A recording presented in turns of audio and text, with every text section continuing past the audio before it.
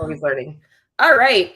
Welcome back to Fit Body Secrets podcast. I am Coach Cheryl, and today I have amazing client of mine, been with me for God, like I feel like it's a year, Yeah, um, and crushing it. And almost. honestly, just wanted to kind of bring her on today because she's somebody that I feel like has a story that can help a lot of people out there.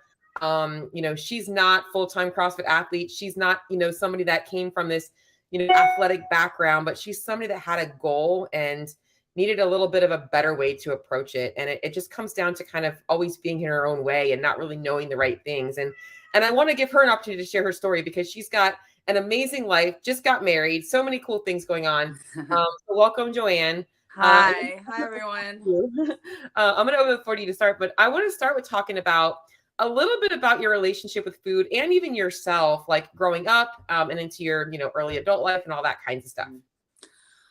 So I'm someone who's always struggled with my weight. I've always been overweight. I've always lost and gained throughout my entire life, basically. And to me, before meeting you, food, like going on a diet, was like, I can't have this, I can't have that, I can't eat this. And I would basically just not eat those foods. And then what would happen is I would crave them, and then I'd go on a splurge and eat all the wrong foods and eat an excessive amount of it and gain all the weight back. So it was constant of losing and gaining and losing and gaining.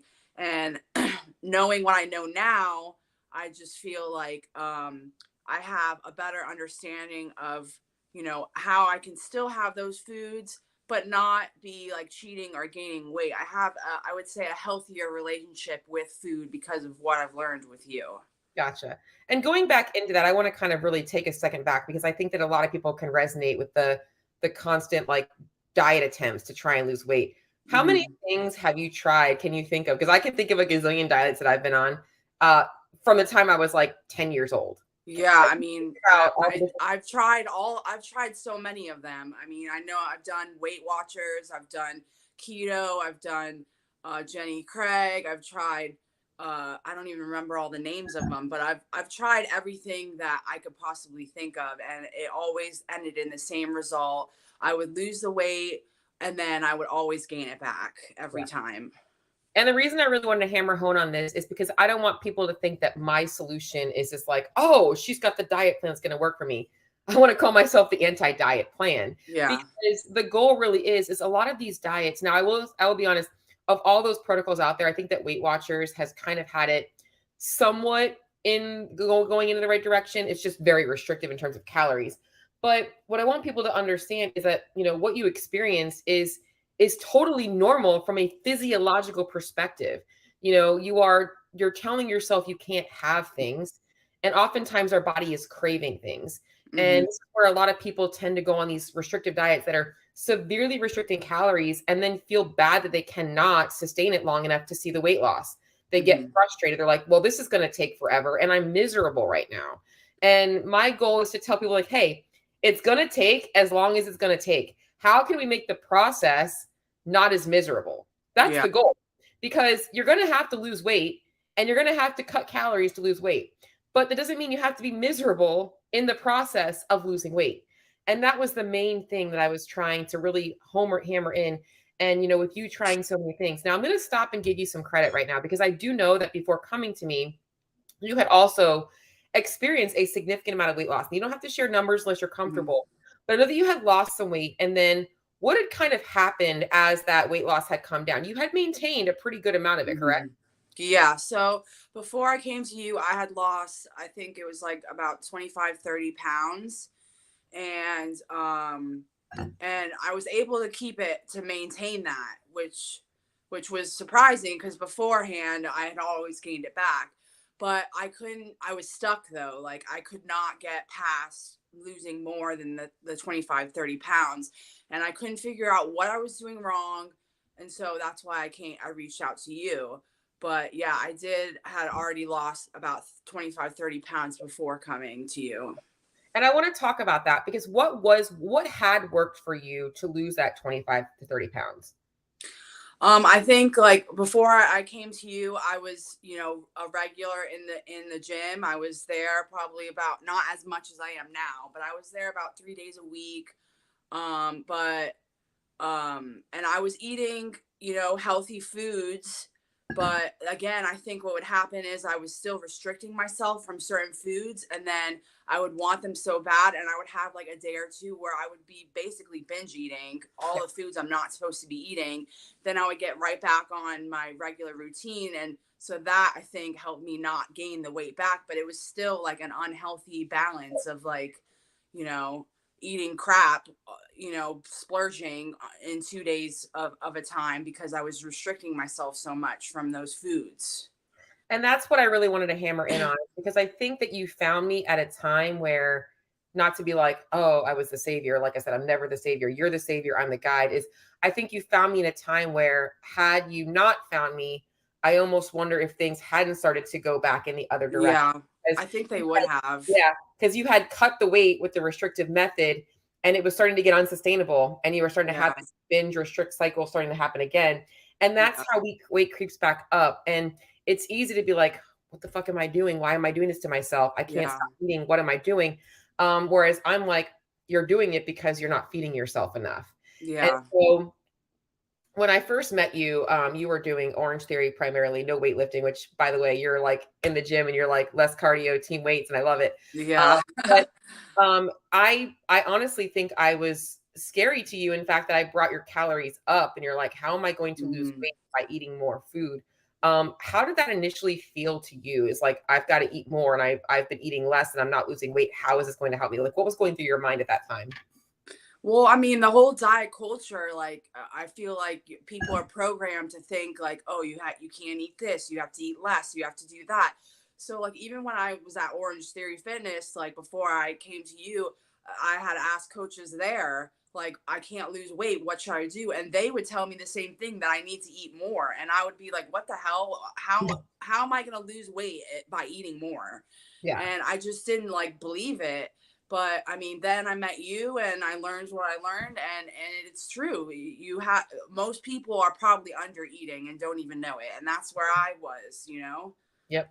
And that's why I said that, because what likely happens is, and people don't realize this, is as you start to eat more regularly, not like just 1 or 2 days, like the weekend things don't do it, but like consistently getting more calories in, your body and your brain start to realize, okay, I'm no longer starving.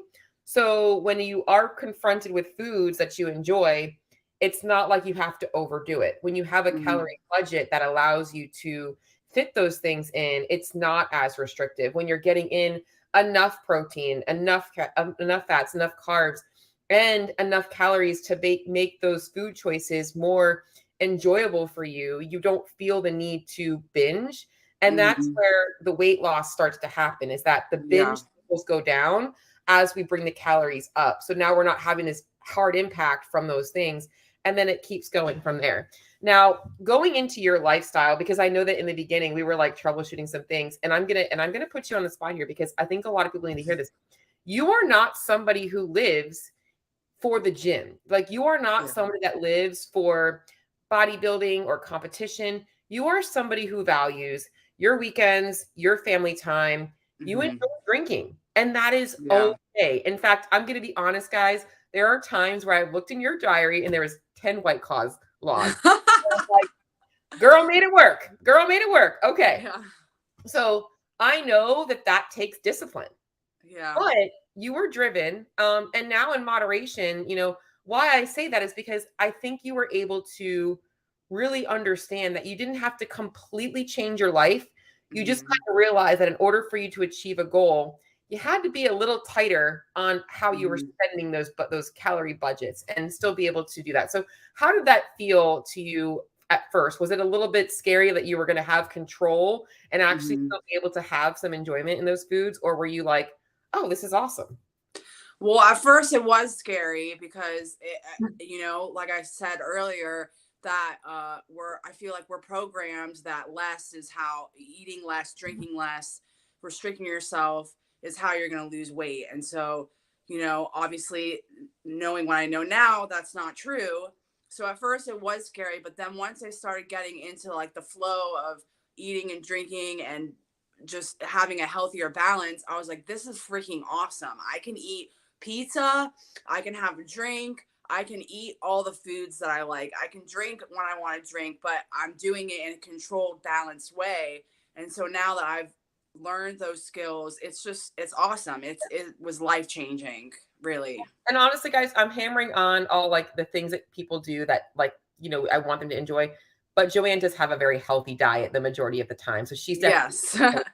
It's so not like I'm not eating junk all the time. she's not drinking a White Claw for breakfast and then, Yeah, chasing no. it down with a donut. Like that's not what she's doing. But Yeah. she definitely has found that blend of moderation, and that's really, really important that I want you guys to understand. And as I was saying that, I wanted to kind of mention something that kind of was on the top of my head, and then I got sidetracked a little bit when I was thinking about that. So talk to me now about your shift into, I guess, we got you doing a little bit less. Well, I shouldn't say less cardio because you do some damn good cardio, but a little bit more of a weight focused there. And how did that transition feel to you at first? That was scary as well because you went out from It like was. being in Yeah, the because yeah. at Orange Theory when I started there, it was if anyone's ever been, it's a lot of running, rowing, and very small amount of weightlifting. We really didn't do much. And so, I thought that that was what I was supposed to be doing. And then when you gave me my programs and it was majority of weightlifting, I was like, whoa. But I freaking love it. I love weightlifting way more than cardio. I do enjoy cardio too, but the weightlifting is awesome. I really love it. And we still give you plenty of cardio. Yes. And I think for a lot of people, what else is cool that you can share with them is, people that are really into group fitness, it's often a comfort zone thing. It's Hmm. scary to go into the gym and you see all these people lifting and doing this stuff and you're like, I don't know if I'm doing anything right. Yeah. That like fear of judgment and Hmm. how and I know that that's transitioned now. Are you more comfortable now in the gym? I'm way more comfortable, and I think that that was part of the reason why I did join Orange Theory was because I was in a group. Now I'm way more comfortable in the gym, and I actually don't want to work out with anybody now. Yeah. I Yeah. prefer to do it by myself. I've got my music in. I don't want to talk to anybody. I'm in the zone. So it really has drastically changed from where I've started. Yeah. So we're going to transition a little bit into the really cool part of this is I think people chase numbers. And I think that I want people to realize that the scale is relevant, but what's mostly relevant is that the scale is correlated to a weight in which we feel our happiest, meaning like we wake up in the morning and we're excited for life and Mhm. we are healthy and we are doing things to promote our body being better. We feel good with our habits. We're working out regularly, which we've actually taken down your volume a little bit because I'm like, you know what? You don't have to kill yourself in the gym 6 days a week if you don't want to. If you want to go to the gym, Mhm. yeah, but I think 3 or 4 days is fine. Yeah. I want to talk a little bit about that because that's a really important part for people to understand is that one of the hardest parts of our relationship together was understanding that sometimes this goal can almost be more stressful than it is worth and realizing Mhm. that where we're at in our life is where we want to be and that Mhm. that's actually not what we really want. So I think we had this original goal of a weight and over the course of the summer you were also getting ready for your wedding. You had a Mhm. couple of travel plans and it was just this realization of like, you know what, like life is not so bad right now. Life is really freaking good. Mhm. And and that self-acceptance of who you are right now and the amazing work you had done and realizing that like the end goal maybe was quicker to get to than you thought. Like maybe where you're at right now is where you want to be. And Mhm. how did that, like going into it, like so what we started to experience, just so you guys can explain, is like over the summer, her compliance started to drop a little bit. She was like, I cannot stick to this calorie deficit anymore. And she was Yeah. eating more food than she was eating before Yeah. me. But she was like, I just can't. I'm just too fucking hungry. Like Mhm. legit hungry, which I want to talk about as well. And she was just not in the place to be losing weight anymore. Yeah. And how was that to kind of come to terms with for you? Was that like a relief or was it a little bit like, did you feel like you were giving up on yourself? And be honest, because I think people experience Mhm. I mean, it was a mix of emotions. Like at first, I set out to a certain number on the scale, and I felt like if I didn't get to that number, then I've failed.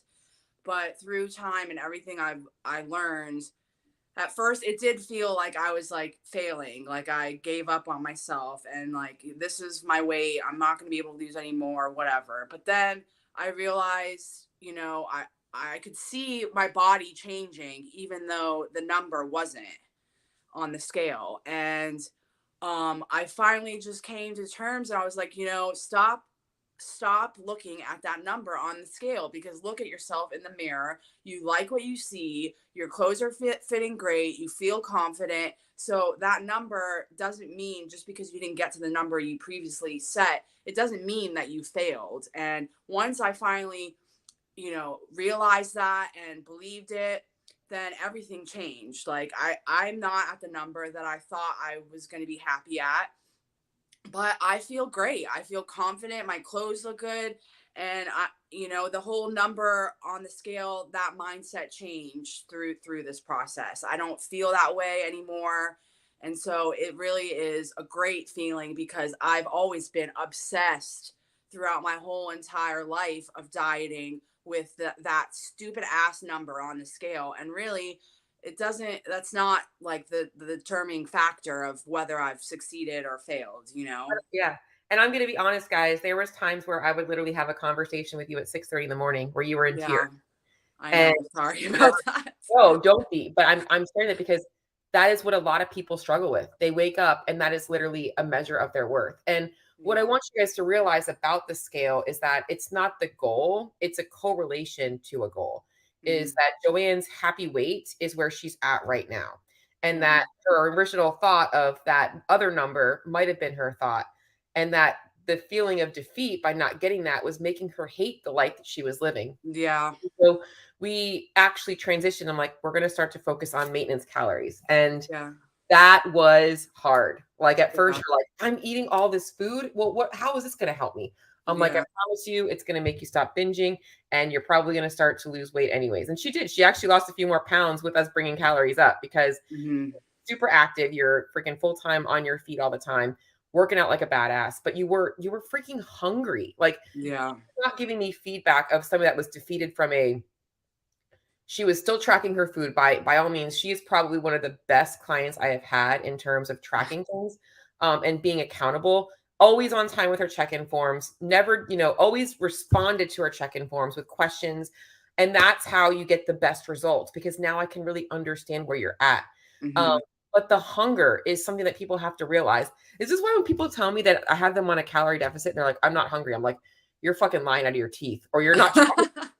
Because I have people like you, and I'm like, listen, you better be getting hungry, because I Yeah. know what it feels like to be in a calorie deficit. You are thinking about food, you're eating, Yeah. and you're already thinking about your next meal. Like that's a Hmm. part of it, and you experienced that. But I think it was getting to be overwhelming. So we transitioned Yeah. you, we got you into a higher number of calories, and now I mean you're like in maintenance mode and feeling good. You got married. In fact, Mhm. let's talk about the fact that you went on a wedding and a honeymoon and came back still maintaining your weight. Yeah, I actually came back down 3 pounds. And so we were gone on my honeymoon for 2 weeks. And during that time, I was like, I'm not going to track anything. Like, I'm not that I'm going to like overeat, or I Yeah. wasn't eating bad, but I just wasn't tracking anything because I was on my honeymoon. And, it was crazy. I thought that I was going to come home and for sure had gained at least 5 pounds. And I came back, weighed myself, and I was down 3 pounds. And my mind like blew Yep. when that happened. Right. And there's a few things that I want to kind of touch on is one, and this is where we kind of transitioned into like a little bit less training, is when Joanne was really in her fat loss phase, she was pushing it in the gym. Like she was really wanting to get it. And I think that she was a little bit more inflamed, and she's super aware of her body. She came back, actually, Cheryl, I actually feel leaner and less inflamed by Hmm. working out less. So I'm like, okay, I think we should probably take the volume down and Hmm. work out less. Like you don't have to work out 5 or 6 days a week. You can maintain. And as long as you're getting in more full body work on those days, you're good. And now Hmm. you're in the gym way less, which is good, for you to be able to kind of prioritize other things. And honestly, in a place of maintenance. So how are you feeling now in the holiday season? I feel good. Like it's just I feel in control of the gym and my food, which is something that I've never had before until now. And so, you know, normally in the past I would be scared of the holidays because of all the food that comes with it. And like I can't now I know I can have the holiday food, but I can do it in a balanced, controlled way. So it doesn't scare me anymore. You know, I'm actually more excited. I feel like I'm more excited for the holidays because it's like, yeah, I can eat that. And guess what? I'm not going to gain any weight from doing it either because I Yeah. have a controlled, balanced, healthy lifestyle with food now. Yeah.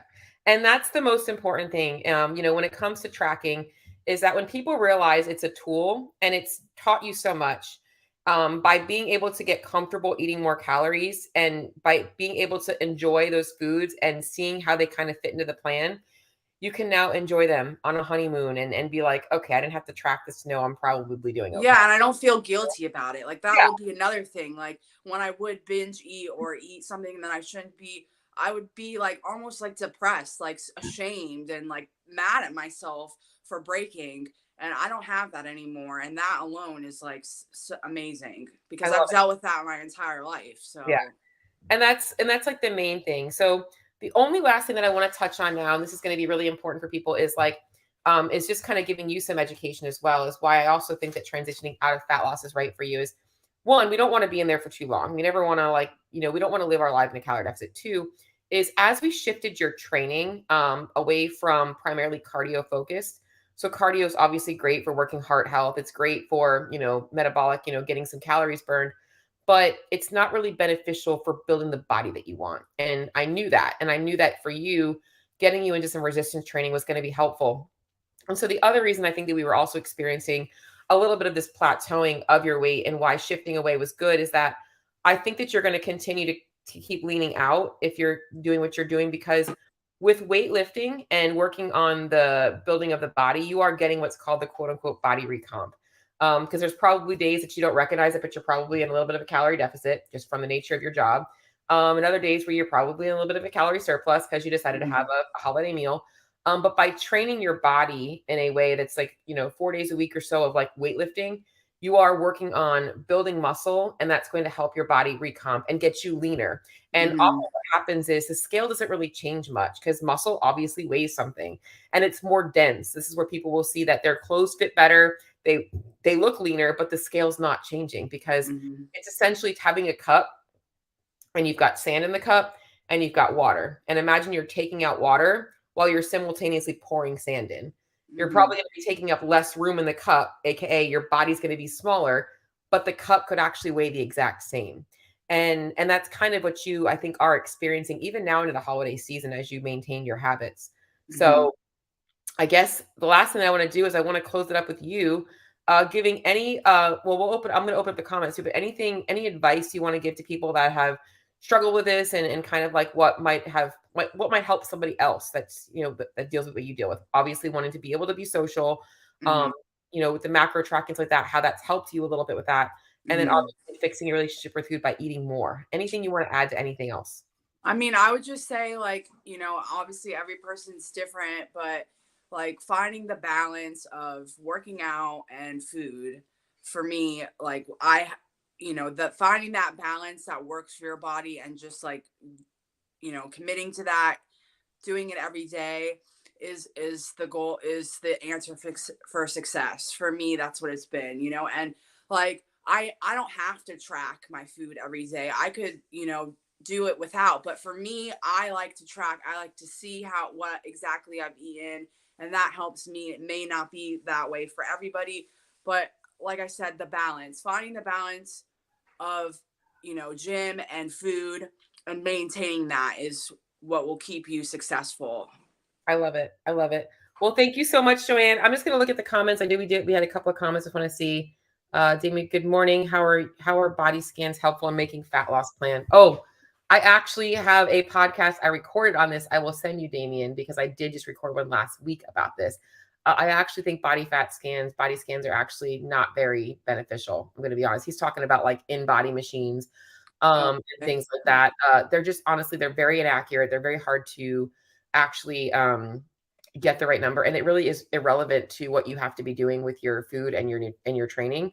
Better things, honestly, a better scan is getting a scan of your current calorie intake. So actually taking time to see what your food looks like right now. And I'll go more into that, but I do have my last podcast I'll send to you, Damien. So yeah. Well, thanks guys for listening. You know where to find me. Joanne, thank you so much for coming on. Thank you. Stay tuned for 1 second. Joanne, I'm just going to close up the broadcast. Okay.